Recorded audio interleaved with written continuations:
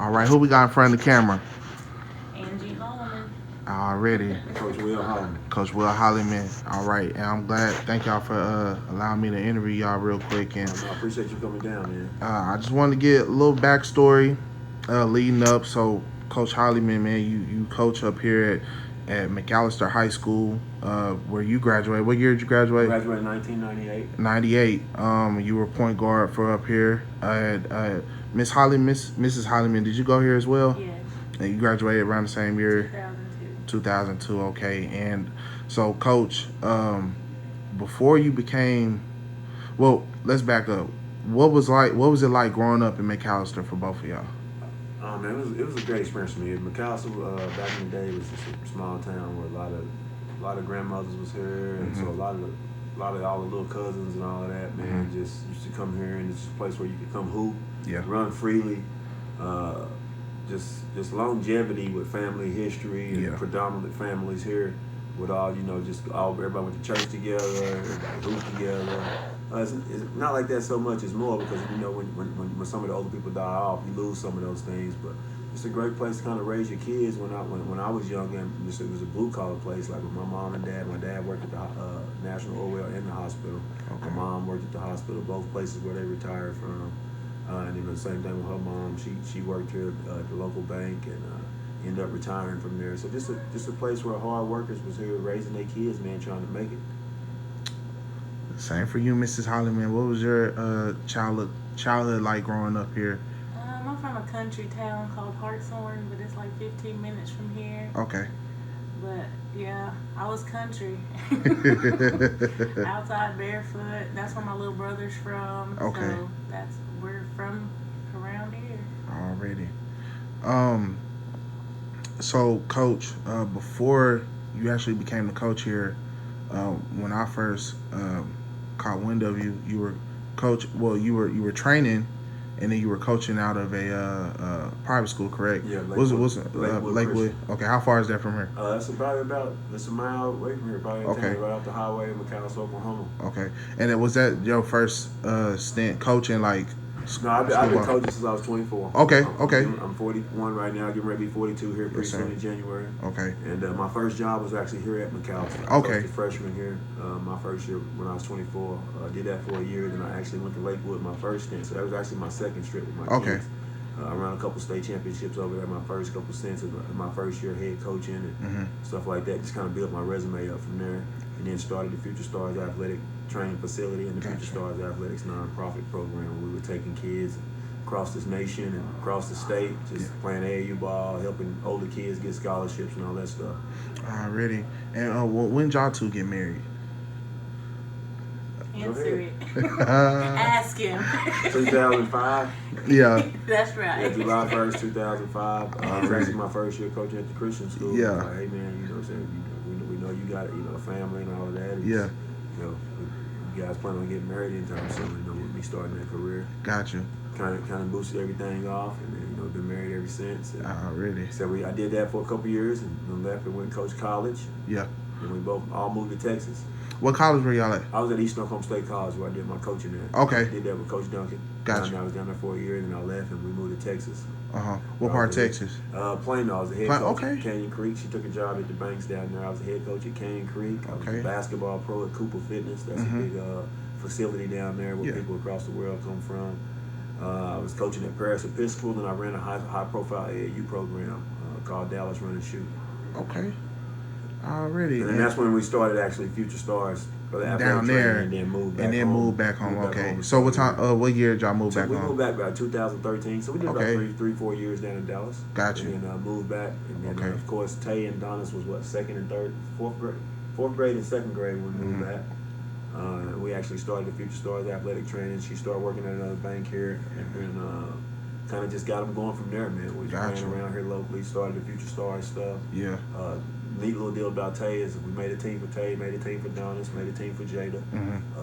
Jada's team was doing well, and they kind of disbanded after a couple years, and then Donis's team stayed together the longest. And then Tay actually stayed with FSA until he actually ventured off to Team Griffin, and that stuff his 10th grade year. Yeah. It's a lot of exposure in between that time, man. Yeah. Playing ESPN showcases in Orlando, we would take about 4 teams total of about 30 plus kids, go stay in a big 8-bedroom house out there and just kind of grind it. You know, set it in stone what we're trying to do. Yeah. It's been day one, just, you know, letting kids know that put that work in, keep your grades right, be right in your community, man. You have a chance to come back and give back, and also, you know, keep your career going. And that's something that I thought was real nice because McAllister's a small town. I think McAllister is smaller than Muskogee. Yeah. And a lot of people don't even know about Muskogee. So it's way smaller than Tulsa. So for y'all to be able to take kids out to Orlando and different parts of the country, exposing them, showing them what basketball can take them. Absolutely. I thought that was super dope. So now, I believe Dante was a freshman when you got the job over here, correct? Yep. And so what was? Well, he was. It was after his freshman year. Oh, okay, after his freshman year. Yeah, see, okay, Dante, that's right. Dante and Adonis both. See, when Dante was coming up 7th grade, we was trying to decide where to put him, and we had moved back. Okay, yeah. Like I said, we moved back when he was in 4th grade, so he did elementary at McAllister, and I got a job at Crowder. Okay. I was first head black coach at Crowder. Went and coached out there for a year. Our kids went to school out there. I think he did 5th grade out there, maybe. Mm-hmm. And then we moved and did that for a year, and then he came back to McAllister. So 7th grade year, we had the kind of decision to make. Mm-hmm. Lakewood asked me to come back and coach, so we actually took him out to Lakewood with us where he could play high school ball. So Okay. we actually got to play high school ball in the Christian League, which is called the Heartland Christian Athletic Association Mm-hmm. now. He got to play actually against high school kids in local high school tournaments as a 7th grader. So, which he was doing that with the AAU team because he was playing 15U AAU ball as a 7th grader also. So it kind of correlated with a little OJ Mayo in there. Man. So after I did that for a 7th grade year, 8th grade year, which we lost in the state championships all of those years, in his 9th grade year we actually won it. Yeah. And he was a big reason why. And then McAllister actually, you know, seen all of that pub kind of going on in Lakewood, and we got a superintendent that taught while we were both here, and he was actually started asking the right questions like, why isn't Will Holiman and his family over? She was actually working here already. Yeah, so okay. they were asking her, you know, what we got to do to get your family over here. So it's kind of one of them deals where we came over, you know, after Dante's freshman year. Okay.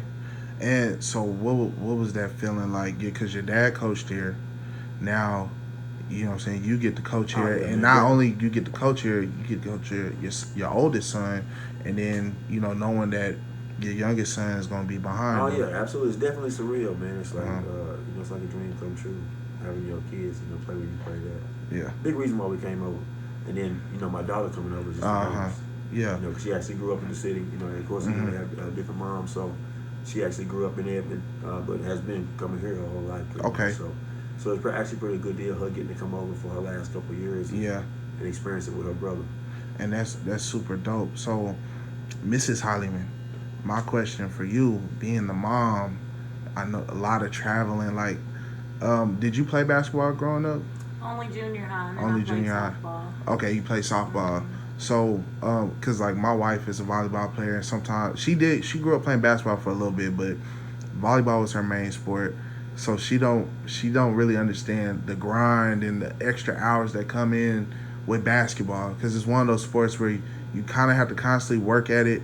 Whereas, I mean, softball, you outside. If it's raining, you don't have anywhere to go inside. You kind of just, you know, you can find something to do, but basketball, it's like you're constantly doing something. So what was that like, you know, being behind the scenes, being the mom, the traveling, the cheering on, the people talking about your kids, you turn the mama bear, you feel me? So just give me your experience on being the mom, the top dog behind the scenes, and just, I mean, in a way, it's like, you're wearing multiple hats as well. You kind of like the manager, the nurse, the doctor in a way. So just give me your experience on that. That's it. Yeah. The doctor. Yeah. I really try to keep them healthy, and honestly, like, when we were traveling a lot, I'd leave my bag packed almost. Like, ready to go. I knew I didn't work weekends, so I'm just ready to go. That's awesome. And they know I don't play around either. Mm-hmm. So I try to talk to them a lot about what their dad's pushing them to do. Yeah. And I'm just like that other ear, so they know we're just here to let y'all meet y'all's goals, basically. Yes. So I'm pretty rough on them with grades. Everybody in my house has straight A's, and that's just what we do all day, every day. Yeah. It's just a consistent thing, and that's what helps. So off the court, how competitive is the household? Like, oh, it's crazy. Yeah. They're all crazy. Yeah. And that's something, because my family, I have two. I mean, I call them step kids, but my bonus kids, and then I got my two youngest. Everybody got different personalities. Mm-hmm. My personality, my wife's personality. Then we got family friends who always pop in. So, um, you know, so when I see y'all, I'm like, oh, I know they house crazy, and then everybody's kind of close in age. Yes. It might start off somebody shoot a paper towel to the trash can. They miss, oh, that's trash, and then now somebody else did. Yeah, right up the top. Yeah, we so had 10 goals at yeah, one we time. had the time. Oh, We had wow, to hide 10 them goals? behind the door because they wake up at 5 in the morning. You hear them dunking. Oh man. So- We moved out to Texas, man. It was like 7 or 8 of them behind the goal. Maybe 10. We had to take them. That's Yeah. how bad it was. So that's where do they get that from? Is that you, Oh, the yeah. super competitive? Like, is that that's your bloodline all the way? I mean, plus, she accepted her family's the same way. Yeah. Educationally and like that, man. It's just two good families that's serious about what they're doing. Yeah. Education is serious. Yes. And, you know what I'm saying? And if you're gonna we real big on if your parents are gonna invest in you like we do. Mm-hmm. We feel like every parent should invest in their kids. Yes. Like every parent don't. I mean, because it's a hard job, but we truly believe if that's what you're gonna do for your kids, that you need to make them, understand that dollars don't come easy. Mm-hmm. And put the value on. Some people think it's different. You should never tell a kid how much you do for them. I got raised in a totally different environment where, we're going to do it for you. We're going to let you know that we don't have it to do it, but we're going to get it done for you anyway. Mm-hmm. And the only result that we asked out of it is that you not just be the best, but you at least attempt to be, at least attempt to be, one of the best in the situation, or do your best at all costs. So with all this, for the parents because I think a lot of parents don't understand the networking side to help get your kids exposed to those scouts or those camps. What's some advice can you give those parents? Because I know my mom was one of those. Like she did the best she could, but she didn't understand how the game was changing. As far as you got to network, you got to get out there. You got to. Because high school. I feel like people put so much emphasis on high school coaches and AAU coaches to where at the end of the day, it's your kid. Mm-hmm. And if you don't invest in your kid and push for your kid, I know a lot of parents say, "Well, I can't. It don't look good for me pushing stuff for my kid." Well, to the college coaches, they don't. But if you can help your kid and apply your kid to where they got there's so many social media outlets now where you can help your kid set up a Twitter that you monitor, of course. Like we monitor all our kids' Twitter and Instagram and stuff like that because it can be used in a positive way. A lot of people talk about how bad it is, but we think it's a good situation for kids if you monitor it and police it like you should. Like, of course, the kids are gonna be kids, but at the same time, you gotta let them understand the value of that stuff. And the advice I would give to parents is that, hey, be involved. And then it don't be a problem. Like when you guiding your kid with it, like it makes it a little easier. Yes. And you avoid a lot of those dangers. The main thing is you need to be involved. And then the investments come like, hey, we've given our last to go make sure that they have, but that's part of being a parent. That's what you sign on for when you have kids. And a lot of people don't see the wrong picture of it, but we're a living example of it. Like we got two kids sitting out there that got $268,000 worth of scholarships. Going to the same school. Of course, we're blessed and fortunate for it, but they had a lot to do with that. They put in a lot of time to make that happen. Yeah. And, we invested a lot of money. Like, these guys have had a training facility their whole career. Yeah. But we still ain't spent that. You see what I'm saying? Like I said, these guys are 16 and 18 years old, and we haven't spent the amount of money of what that college education is worth. Exactly. And then it just sets him up to be a little more like for Tay, for instance. Like, he's going to be a financial aid kid, so it's going to be the financial aid that goes in his pocket. Having been a valedictorian, having the good grades, any other monies that you get from the school as a scholarship goes in your pocket on top of the basketball scholarship funding you at $1,500-$1,600 a month. So this makes it easier when the kids walking around campus with $5 to $6 grand a semester, with nothing to do but good grades and get grades and play basketball and try to please a Division I basketball coach. So it's a grind. I mean, getting to that point, but when you get to that point, it's the heavens. You just keep working, but your life becomes a little easier as a college student. Yeah. Mrs. Holyman, can you give some type of advice for maybe the parents who aren't necessarily, or it could be the spouse of a coach and might not understand, everything that comes with that, kind of just, how to go about that, the understanding, you get what I'm saying. Any advice for spouses of coaches or mothers of players, multiple players, and how to kind of just navigate and be you know the help them be the best that they could be. You get what I'm saying? It's like teamwork, and sometimes you gotta let daddy be daddy. I think a lot of mamas have a hard time letting daddy be daddy, which is hard. You might not like to see it all the time, but you gotta let them do it in order to raise the kids you want to see.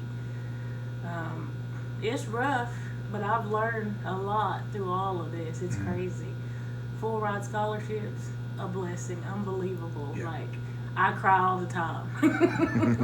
But people think I'm crazy. How do you do this? How do you do that? Even my mom's like, you do too much. And I'm like, I want my kids to succeed, so I'll do whatever I need to do. Like, we're not rich, but people think we're rich just because we make it work.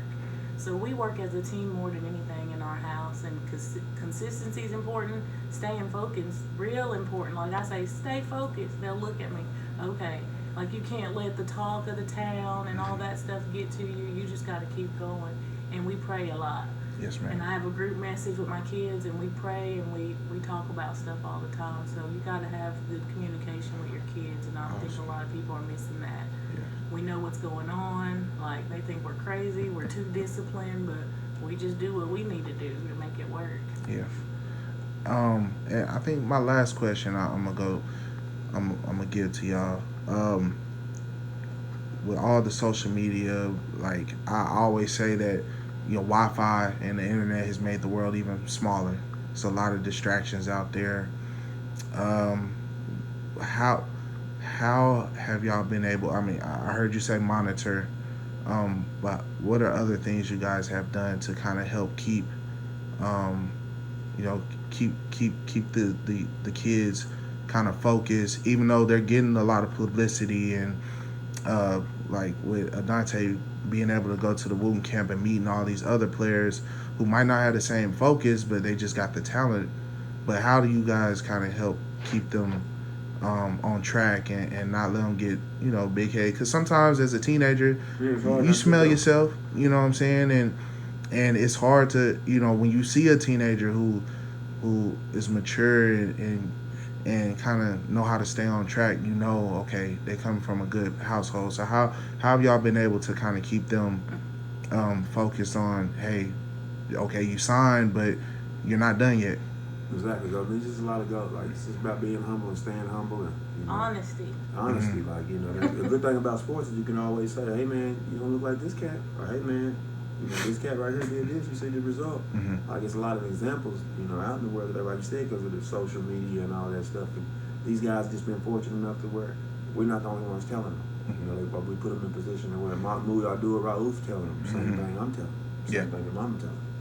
Jason Terry telling them the same thing that Jason Terry, Coach Randall, hey, you put some of the same thing we tell them, and just for Irv Rowland, guys like that they just come across, like Coach Perry in the academy, like Ryan Adams during league training. Like, I didn't let very many people deal with my kids as far as in the basketball scene, but the ones that we did let interact with Tyrus McGee, he plays overseas right now. Like, they've got to see college players and guys that are older and what the mentality takes, and that's what and next page for us. They got to see, you got to see just what being around different places outside of your comfort zone. I mean, outside of McAllister lets you know how easy you can fall off. Or you get to see an athlete who's doing this, or maybe speaking out doing this. Like, hey, you ball, people don't understand what. Hey, you ball's that way. Like, you got some kids on these age, you think it's gonna sneak out, try to go do that on game day, and then come back and try to fool the coach and then play like garbage. Like, when you're a solid kid, like, you get to see all that. Like, we didn't really, and then just being honest with your kids, like she said, not hiding nothing from them. Let them know, hey, it is cats out here doing this and doing that, smoking and trying to play, and drinking and trying to play, and all. Like on your recruitment trips, you get to see guys that get out there and try to do that and try to come live and it just don't work out for them. Your kids can see that example instead of partaking in it, then trying that way and experimenting. You give them examples, and hopefully after they get out your house, you can always consider that you raised them right. So that's why their raising is so important. Yes. Right. So when they get out here, they got decisions to make that you can't make for them. Already. Well, I appreciate y'all, and I hope that people listen and understand what you guys are saying and begin to implement it as well. So I thank y'all so much. This is the Holimans out of McAllister, Mrs. Angie Holyman, Coach Will Holyman, and I appreciate y'all so much. Appreciate you.